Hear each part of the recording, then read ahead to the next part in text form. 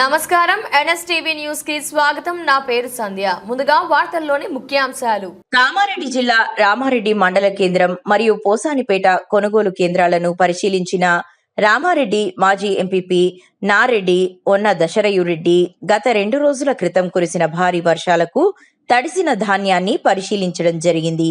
పై అధికారులు స్పందించి తడిసి నల్లబడిన ధాన్యాన్ని కొనుగోలు చేయాలని విజ్ఞప్తి చేయడం జరిగింది.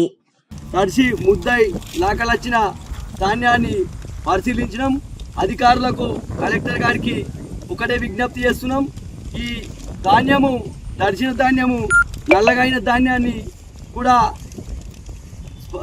కలెక్టర్ గారు స్పందించి తొందరగా కొనుగోలు చేయాలని మేము ప్రభుత్వ అధికారులకు అదేవిధంగా ప్రభుత్వ పెద్దలకు మా రైతు తరపు నుంచి విజ్ఞప్తి చేస్తున్నాం.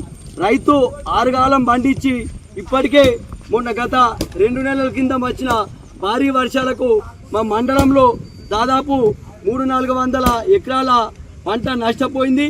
కాబట్టి ఇప్పుడన్నా ఈ నష్టపోయిన రైతులను ఆదుకోవాలి అని ప్రభుత్వాన్ని విజ్ఞప్తి చేస్తున్నాం. గత 3 రోజుల నుంచి రాష్ట్రంలో భారీ వర్షాలకు ఆరుగాలం పండించిన రైతు కష్టము మన నీటిదారైంది. కాబట్టి ప్రభుత్వం వెంటనే స్పందించి గతంలో నష్టపోయిన పంటకు కూడా 10,000 నష్టపరిహారం ఇస్తామన్నారు. ముఖ్యమంత్రి గారు మా ఎల్లారెడ్డి నియోజకవర్గంకి వచ్చి కూడా ఇప్పటికి 3 నెలలు అవుతుంది. ₹1 ఇచ్చిన పాపాన లేదు. గత కేసీఆర్ గారి ప్రభుత్వంలో నష్టపరిహారము వెంటనే స్పందించి సర్వే చేసి ఇచ్చిండు. కాబట్టి అలా ఇవ్వాలని డిమాండ్ చేస్తున్నాం.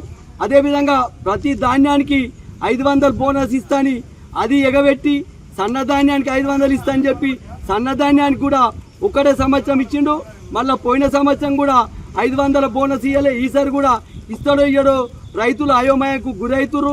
సన్నధాన్యానికి ఈ సంవత్సరము రోగాలు వచ్చి చీడపీడలతో కూడా దిగుబడి కూడా 2 ట్రాక్టర్లే లేదు. ఈసారి ఒకటే ట్రాక్టర్ వెళ్తుంది. ప్రభుత్వం స్పందించాలి. ఎందుకంటే రైతు ఏడ్చిన రాజ్యం బాగుపడది, ఎద్దేడ్చిన వ్యవసాయం బాగుపడదని పెద్దలు అన్నారు.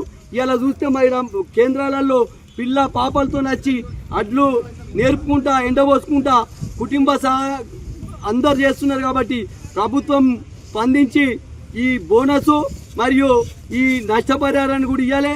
లేని ఏడల టీఆర్ఎస్ తరపు నుంచి రైతుల తరపు నుంచి కూడా పెద్ద ఎత్తున ధర్నా రాస్తారోకలు చేస్తామని డిమాండ్ చేస్తున్నాం.